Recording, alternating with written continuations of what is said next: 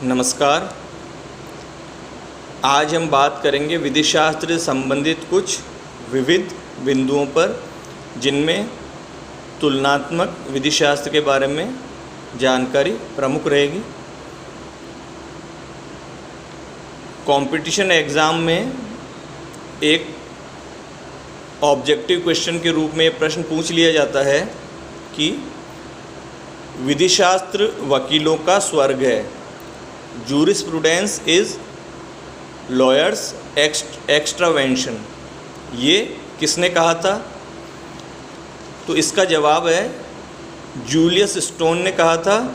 और academic exam में संक्षिप्त टिप्पणी के रूप में यह पूछा जा सकता है कि विधिशास्त्र वकीलों का स्वर्ग है, लॉयर्स एक्स्ट्रावेंशन विधिशास्त्र को किसने कहा है और इससे क्या तात्पर्य है। तो आज हम इसी विषय पर बात करेंगे कि विधिशास्त्र को वकीलों का स्वर्ग किसने कहा है और क्यों कहा है।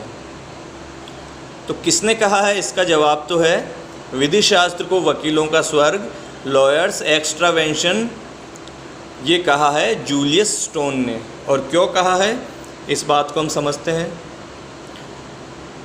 जूलियस स्टोन के अनुसार विधिशास्त्र के अध्ययन से विधि व्यवसायियों यानी वकीलों को मानवीय दृष्टिकोण से विधि को लागू करने का या निर्वचन करने का यानी इंटरप्रिटेट करने का पर्याप्त अवसर मिलता है। वे विधि के निर्वचन द्वारा उसे अपने वैचारिक मत के अनुसार मोड़ सकते हैं, जो बहुत कुछ उनके निजी ज्ञान, अनुभव तथा विधि में पारंगतता पर निर्भर करता है। इसलिए उन्होंने विधिशास्त्र को वकीलों की बहिर्मुखता या स्वर्ग कहा है। यानी वकील जो होते हैं वो अपनी तर्क शक्ति के आधार पर, अपनी ज्ञान के आधार पर और अपने अनुभव के आधार पर कानून में जो लूप होल होते हैं, लूप होल्स होते हैं, या कानून में जो जिन बातों का विस्तृत विवरण नहीं होता है, उनकी व्याख्या इस प्रकार से कर सकते हैं कि मामले का जो निर्णय का जो पक्ष है वो उनकी तरफ मुड़ जाए। इसलिए जूलियस स्टोन ने विधिशास्त्र को वकीलों का स्वर्ग कहा है, क्योंकि वकील अपनी तर्क क्षमता के अनुसार विधि का प्रयोग अपने पक्ष में कर सकते हैं। वेंडेल होम के अनुसार विधिशास्त्र के माध्यम से सामाजिक विकास की असीमित संभावनाएं निहित हैं। समाज के बदलते हुए परिवेश में विधि को लोगों की आवश्यकता अनुसार ढालना विधिशास्त्रियों का ही कार्य है। इससे स्पष्ट है कि प्रचलित विधि का जो वर्तमान में प्रचलित विधि है उसका अक्षरशः यानी एज इट इज जो उस शब्द से लिखा हुआ है उसका अर्थान्वयन करना एक संकुचित विचारधारा है, जिसके फलस्वरूप विधि एक औपचारिकता मात्र बनकर रह जाएगी और समाज के उत्थान तथा विकास में बाधा उत्पन्न होगी। विधि का मूल उद्देश्य क्या होना चाहिए?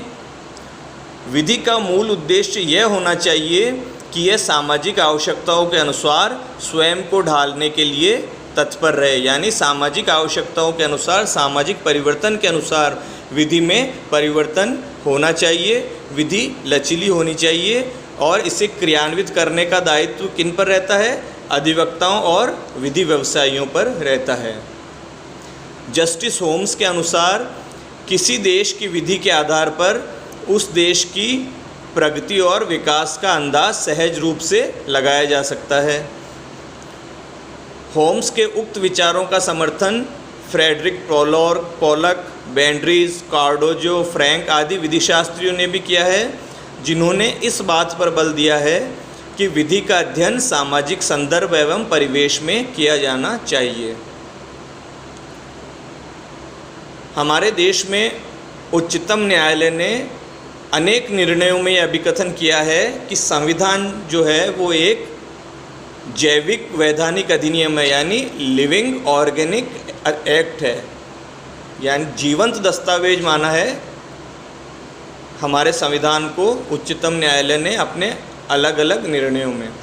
तथा न्यायाधीशों एवं अधिवक्ताओं को संविधान के प्रावधानों का निर्वचन, उनकी व्याख्या लोगों के व्यापक हित में करनी चाहिए, ताकि समाज में जो गरीबी, असमानता और आर्थिक विषमता विद्यमान है उसका निर्मूलन किया जा सके, उसे दूर किया जा सके। न्यायमूर्ति श्री गजेंद्र गढ़कर ने संविधान की शाब्दिक और अनम्य व्याख्या, यानी जैसा कि कठोर व्याख्या है, जैसे शब्द लिखे हुए हैं वैसी व्याख्या को अनुपयुक्त बताते हुए उसकी कड़ी आलोचना की है और यह अभिकथन किया है कि सांवैधानिक विवादों में मौलिक अधिकारों की व्याख्या लोकहित को ध्यान में रखकर की जानी चाहिए, जबकि औद्योगिक विवादों में संविदात्मक करार जो होते हैं यानी कॉन्ट्रैक्ट जो होते हैं उनकी कानूनों की व्याख्या सामाजिक न्याय के परिप्रेक्ष्य में की जानी चाहिए। कॉन्ट्रैक्ट की व्याख्या इस प्रकार होनी चाहिए कि सामाजिक न्याय निम्न जो गरीब वर्ग है, जो दबा कुचला वर्ग है, साथ ही समाज के प्रत्येक व्यक्ति को प्राप्त हो सके।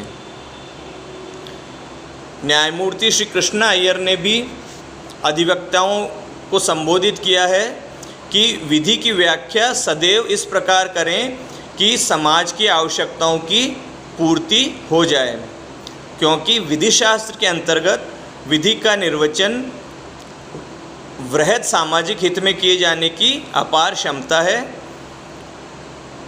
कारण कि विधि का जो वास्तविक नींव है, विधि की वास्तविक नींव समाज में ही समाश्रित है। विधि समाज से ही के लिए ही है और समाज की आवश्यकताओं की पूर्ति ही विधि का प्रमुख उद्देश्य है। उनके अनुसार न्यायाधीश तथा अधिवक्ता विधि के माध्यम से अपना सामाजिक दायित्व भली भांति निभा सकते हैं जब उन्हें सामाजिक परिस्थितियों तथा समाज में परिवर्तनों का पूर्ण ज्ञान हो तथा अपने दायित्व का यथेष्ट बोध हो। विधि को उसकी वैधानिकता समाज से ही प्राप्त होती है।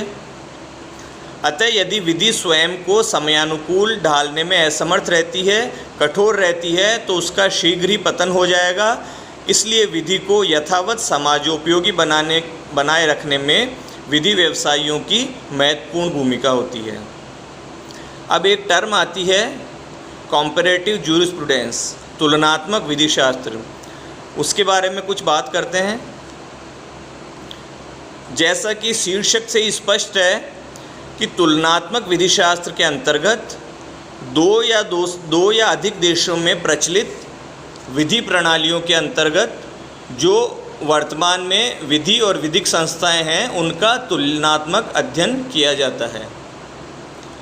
प्रोफेसर गटरीज को तुलनात्मक विधि शास्त्र का प्रमुख प्रणेता माना जाता है। उनके अनुसार विधि शास्त्र के अध्ययन की ऐसी पद्धति जिसके अंतर्गत विभिन्न विधिक प्रणालियों में प्रचलित विधियों में समानता तथा उनकी विषमताओं का तुलनात्मक अध्ययन किया जाता है, उसे तुलनात्मक विधि शास्त्र कहते हैं।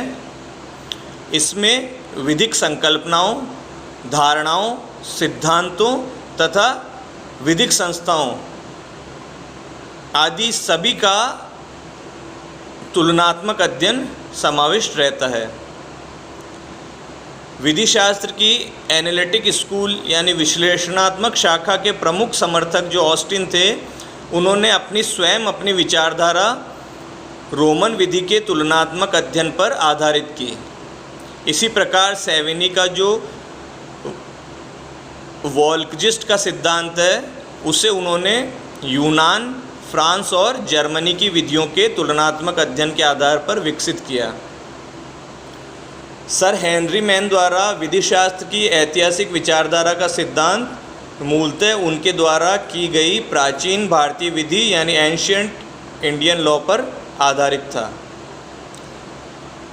तुलनात्मक विधि का सर्वश्रेष्ठ गुण यह है कि विभिन्न देशों की विधियों के तुलनात्मक अध्ययन के आधार पर किसी भी देश को अपनी देशीय विधि में जो कमी है या दोष है उनका पता लगता है और उसके निवारण में सहायता मिलती है। साथ ही अन्य देशों में जो विधिक व्यवस्था में अच्छाइयाँ और गुण है उन्हें स्वदेशी विधि व्यवस्था में समाविष्ट करके विधि में गुणात्मक सुधार करना संभव हो पाता है तुलनात्मक विधिशास्त्र से। तो इस प्रकार तुलनात्मक विधिशास्त्र 2 या 2 से अधिक देशों में प्रचलित विधि व्यवस्थाओं के अंदर विद्यमान विधि तथा विधिक संस्थाओं का तुलनात्मक अध्ययन है।